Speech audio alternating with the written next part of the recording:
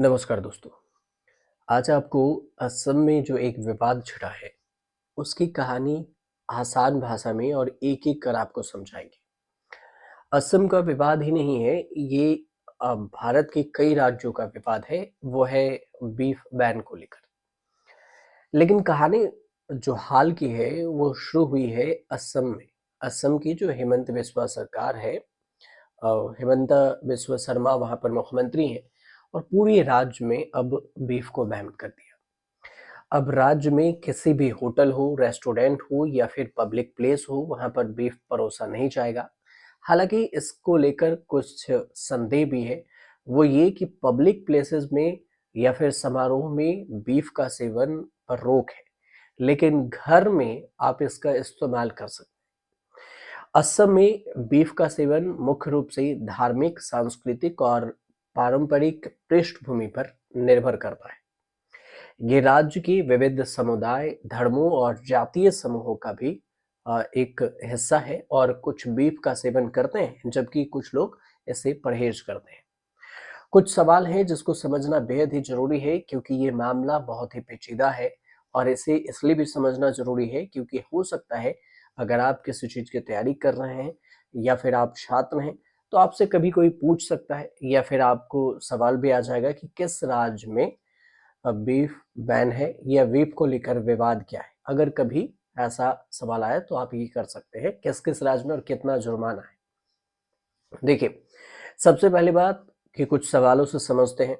सबसे पहला सवाल ये कि असम में बीफ का सेवन करने वाले समुदाय कौन से हैं?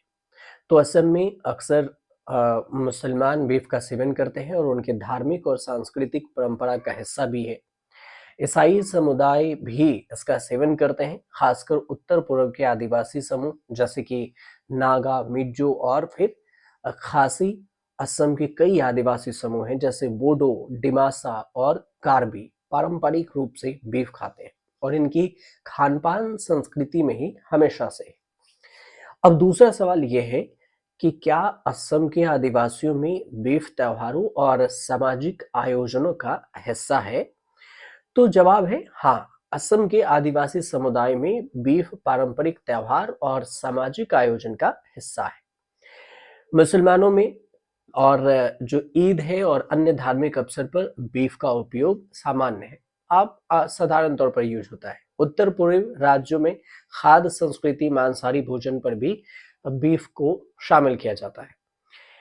दूसरा सवाल है ये कि असम में गाय के वध को लेकर मतलब गौ हत्या को लेकर 3 साल पहले भी एक कानून लाया गया था। तो वो कानून क्या है?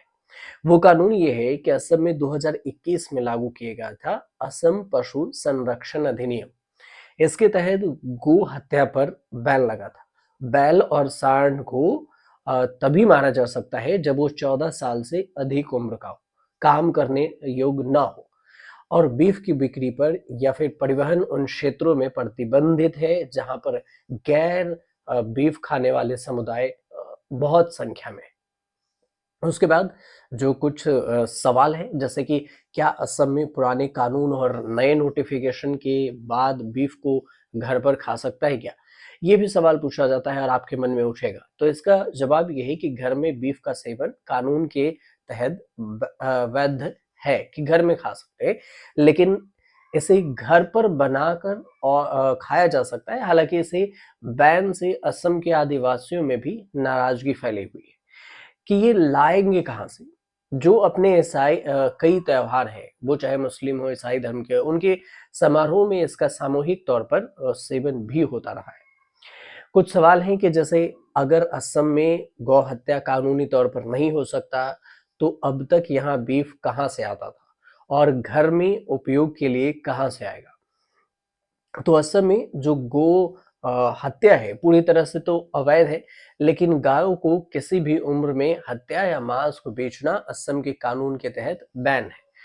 अब अलबत्ता 14 साल से अधिक उम्र के बैल हो, सांड हो, उसको उसके हत्या क्लास्टर हाउस में जो कि ये है कि अधिकारी के प्रमाण पत्र के बाद हो सकता है। असम में ये भी है कि बीफ मुख्य रूप से स्थानीय सोर्स और बाहरी राज्यों से सप्लाई होता है।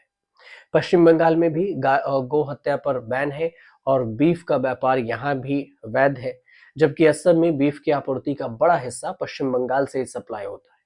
असम के आसपास के इलाकों में, विशेष रूप से मेघालय के जो सीमावर्ती क्षेत्र हैं, शिलांग वगैरह, इसमें भी बीफ की भरपाई होती है और अवैध तरीके से यहाँ पर बांग्लादेश से बीफ आते हैं और मवेशियों की आपूर्ति भी असम से की जाती है।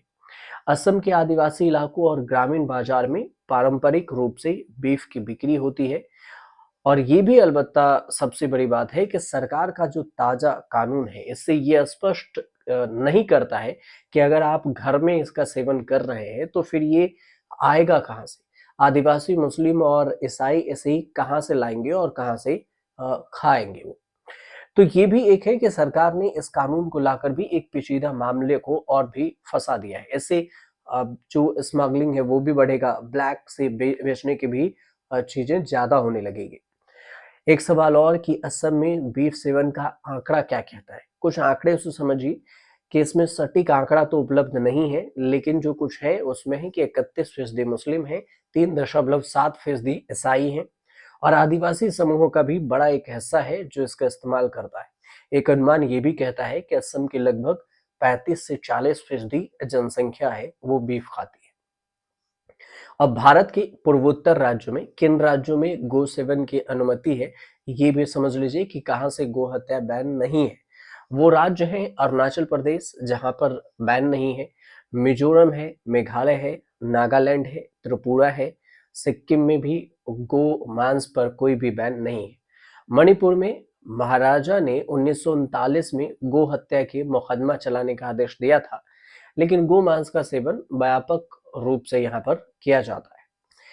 अब आते हैं कि भारत के किन और राज्यों में बीफ पर बैन नहीं है।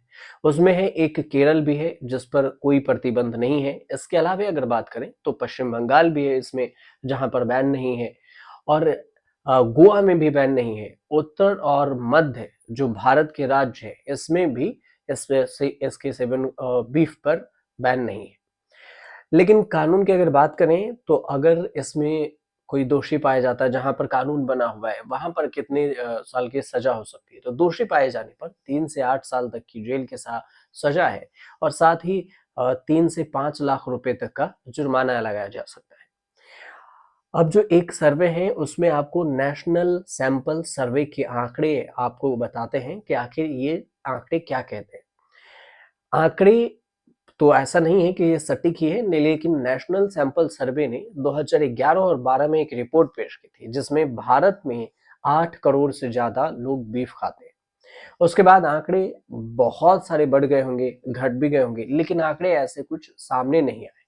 तब के जो आंकड़े हैं वो ये बताया कि 7% आबादी है जो बीफ खाती है। सबसे ज्यादा मुस्लिमों के आंकड़े बताए और लगभग 6 करोड़ 34 लाख मुस्लिमों की आबादी में ये बीफ खाने वाले हैं। वहीं पर 65 लाख ईसाई हैं जो बीफ खाते हैं और 1 करोड़ 26 लाख हिंदू भी हैं ऐसे जो बीफ खाते हैं। इसकी सबसे ज्यादा जो खपत है, सप्लाई है, वो मेघालय में है और यहाँ पर करीब 81% आबादी है जो बीफ खाती है। दूसरे नंबर पर है लक्षद्वीप, जहां पर 77% आबादी है बीफ खाने वाली। नागालैंड की 58% और सिक्किम की 31% आबादी। जम्मू कश्मीर की जो है 30% आबादी है। केरल और अरुणाचल प्रदेश की 25% है। मणिपुर में 24% है और मिजोरम की 23%। असम की भी 22% आबादी है वो बीफ खाती है। कि अब अगला ये सवाल है कि बीफ पर क्या केंद्र का कोई कानून नहीं है? तो बीफ से संबंधित कानून भारत में मुख्य रूप से राज्य सरकार द्वारा बनाई गई है, केंद्र सरकार द्वारा नहीं, क्योंकि यह विषय राज्य की लिस्ट के अनुसार ही आती है। हालांकि केंद्र सरकार ने भी कुछ कदम उठाए हैं, जैसे कि कुछ कानून के जरिए वह इस पर नियंत्रण कर सकती है, कम कर सकती है। जैसे पशु क्रूरता रोकथाम अधिनियम है 1960, इससे कम किया जा सकता है, रोक नहीं।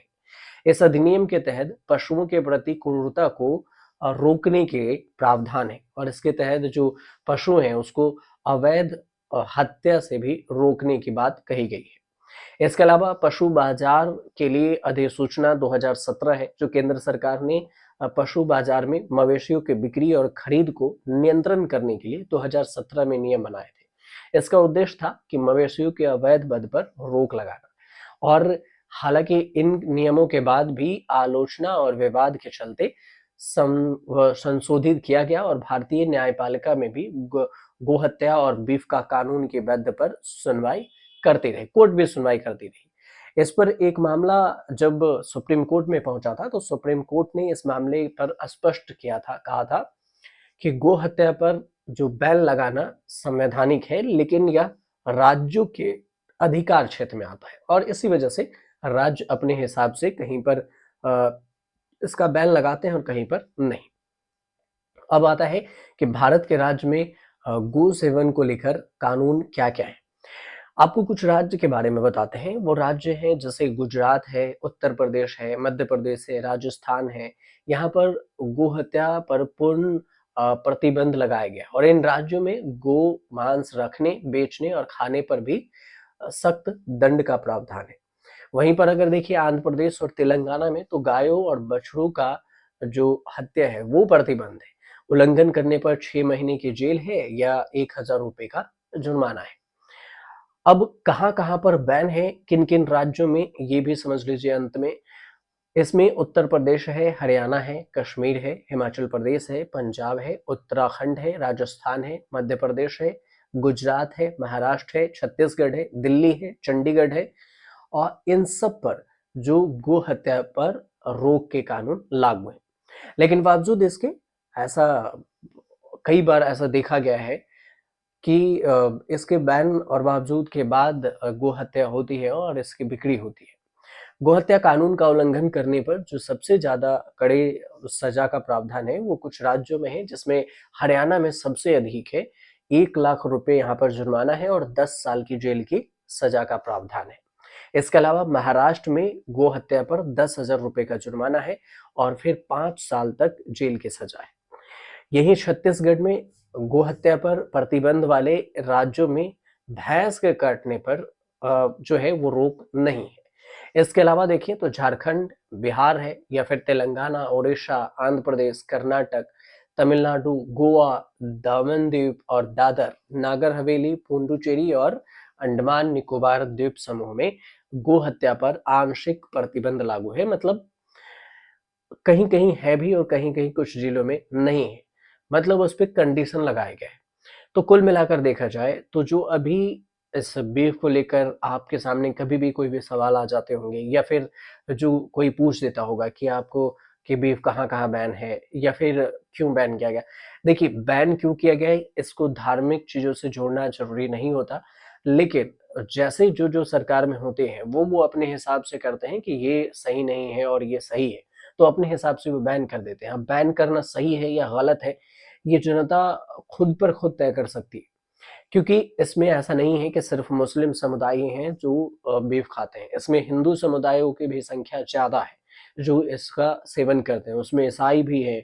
तो कुल मिलाकर देखें तो बीफ का सेवन करने वाले में सभी हैं। अब बीफ शब्द को भी समझ लीजिए, बीफ शब्द में जो इस्तेमाल होता है उसमें बीफ में आ जाता है भैंस का मांस, इसके अलावा गाय का मांस, इन सब को मिलाकर बीफ वर्ड यूज किया गया है। तो कुल मिलाकर जो बीफ को लेकर पूरी जानकारी थी वो हमने आप तक पहुंचाई। अगर आपको जानकारी सही में समझ में आई हो तो आप चैनल को सब्सक्राइब कीजिएगा, शेयर कीजिएगा, कमेंट कीजिएगा।